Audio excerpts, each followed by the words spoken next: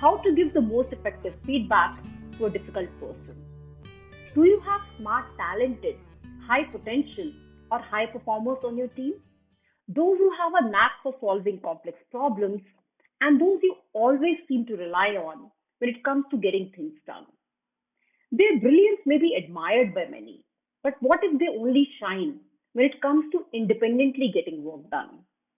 What if your team finds it hard to communicate and collaborate with them, which hurts their productivity and performance?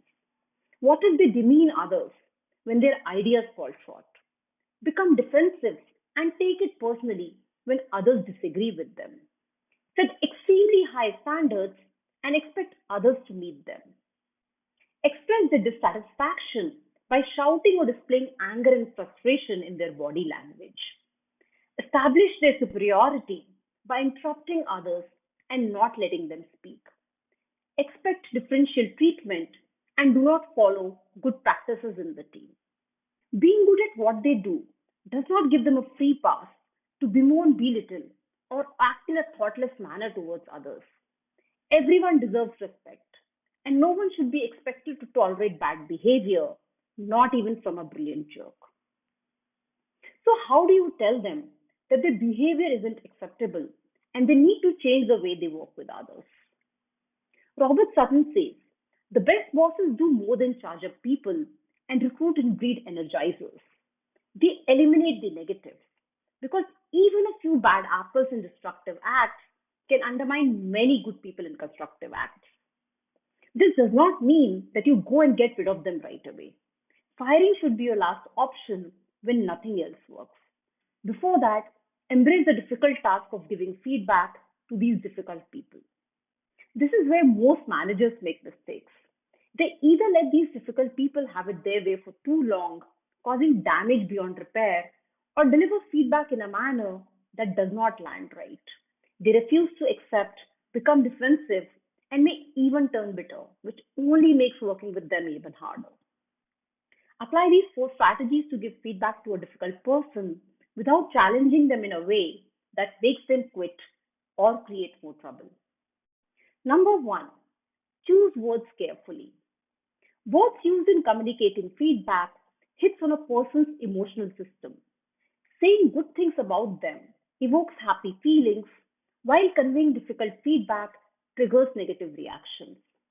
For a difficult person, using certain words to give feedback is a big no-no. They trigger intense negative feelings, which puts them on the defensive. Generalizing words like always and never. Enforcing words like can't, shouldn't, must, obey, have to. Words that challenge their character like bad, demanding, unprofessional, or rude. Passing judgment with words like mistake, failure, or unacceptable. In short, be considerate. Think carefully about the effect of what you say and avoid emotionally charged words which makes difficult feedback ineffective. Consider these examples to avoid trigger words. Instead of, you always come late to meetings, your behavior will spoil others in the team too, say this. In the last two meetings, I noticed that you came 10 to 15 minutes after the meeting started. How can you come to meetings on time and set a good example for others? Instead of, you have to let other people speak up in discussions, not letting others speak is rude. Say this. Hearing diverse viewpoints will help us make better decisions. How can you encourage more participation from others in discussions? Number two, share observations, don't pass judgment. When you enter the conversation with a closed mind, I see what's true and there is no other way. You leave no room for learning, exploring alternative perspectives, or hearing what the other person has to say. The person on the receiving end of the feedback can sense you're being judgmental within the first few minutes based on your tone and body language.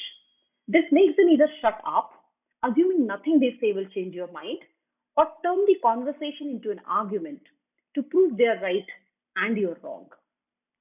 While giving feedback to a difficult person, leave your opinions and judgments at the door and enter the discussion with an open mind. Think dialogue, not a monologue. Your purpose is not to make them feel bad, challenge their behavior ways of working. That only hurts their ego, which makes them resistant to whatever you say. Instead, do this. Share your observations. Use words like I noticed, I heard, I observed, I saw, I was told, and not words like you have, you did, you said, you made. Keep the discussion about the specific behavior. Don't make it about the person. Stick to facts, talk about impact, and empower them to find a solution. Making them part of a solution gives them an opportunity to rethink, reevaluate, and reconsider. When they don't feel attacked or ridiculed, they're more likely to see the impact of their behavior and actions on others. Here are some examples to stop being judgmental. Instead of, you shout at others, this is no way to treat them. Learn to control your temper. Say this. I was told that in the last meeting you raised your voice. This made others in the room reluctant to speak up. Without their contribution and agreement, we cannot make a decision. This will delay the project. What can you do to support others' ideas so that they are encouraged to share? Instead of, you're very rude and keep interrupting others. This is unacceptable. Say this. In the last discussion, I noticed that when Ria was sharing a solution, you interrupted her several times and took over the conversation. When you do not let others complete, they feel unheard, which impacts their confidence. We can grow as a team only when everyone in the team feels safe and empowered to share their opinions and make their own decisions. What can you do to enable it? Instead of, you told Carl that he's dumb. What do you think of yourself? You can't speak to others like this. It's unprofessional. Say this. I was told that while reviewing Carl's design, you called him dumb. Carl is a very dedicated employee who's always eager to learn. It's okay to not know something. It does not make a person dumb. Instead of discouraging people when they don't know something, we need to encourage them to come forward and learn. Going forward, how can you work with the team in a manner that encourages and not discourages them? Number three, listen, make them feel heard. Dr. Ralph Nichols, who pioneered the study of listening, said, the most basic of all human needs is the need to understand and be understood. The best way to understand people is to listen to them. Feelings of not being heard triggers negative emotions, which clouds their ability to think clearly and participate in a constructive discussion. As soon as difficult people sense disapproval, their protective armor goes up to save them from the risk of emotional exposure. They refuse to take responsibility or shift the blame to someone else. Being heard, on the other hand, puts their guard down. It makes them accept those fears and lead with curiosity. They are willing to engage, listen back, and channel their energy in finding a solution as opposed to obsessing about what you said. Here are a few follow up questions to engage and connect. Tell me more about it. What are your thoughts on it? How would you solve it? Why do you think this happened? What might be an alternative perspective to view it? If you were in this situation, how would you feel? Giving feedback to a difficult person is easier when you stop pretending to listen and actually make them feel heard. Number four, align on a desired end state. Healthy boundaries are essential for the mental and personal well being of all employees at work. When these boundaries are exploited by difficult people, the more time someone spends around them, the more damage they suffer.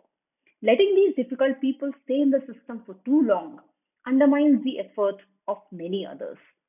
Emotional depletion from being around them impacts how they work, what they do, and finally what they collectively achieve together. When you give feedback to a difficult person, don't just talk about the problem. Align on a desired end state.